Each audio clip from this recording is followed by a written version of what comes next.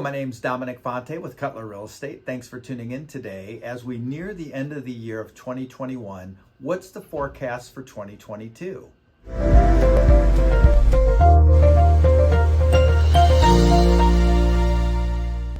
I'd like to go through a few slides about what the projections and my predictions are for 2022 in real estate and how it will affect you.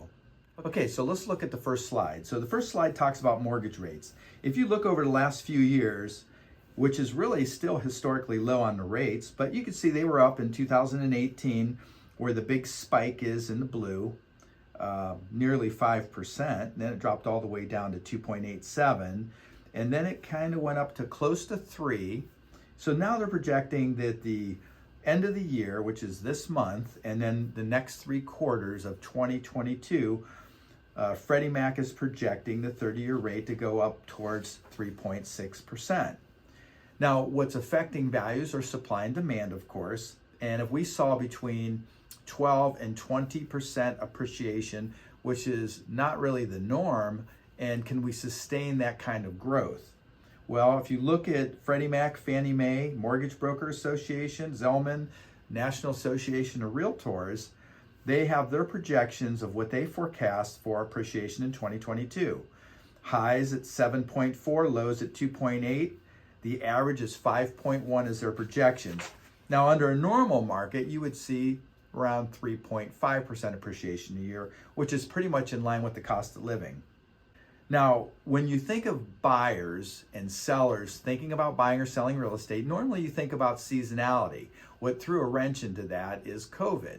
And so when you do the numbers and you say, wow, April, May, and June is usually the bigger buying cycle, like the Black Friday is shopping, winter's usually a slower time. Well, we project, since there's such a low supply and a pent-up demand with historically low rates, we're going to see a lot of activity this winter where normally you wouldn't. So I believe we're going to pick up steam through the winter, and it's just going to continue the momentum all through the spring. I believe it'll drop off in July and August and then pick up a little bit through the rest of the year. Now, if you look at this last graph that I have, you're going to look at pre-COVID. So COVID was 2020, and that was a very unusual year because we didn't really know what we were getting into.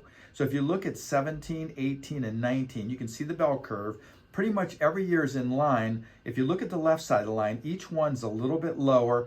And then you look at the orange line, 2020, and it's a little bit lower on the left side.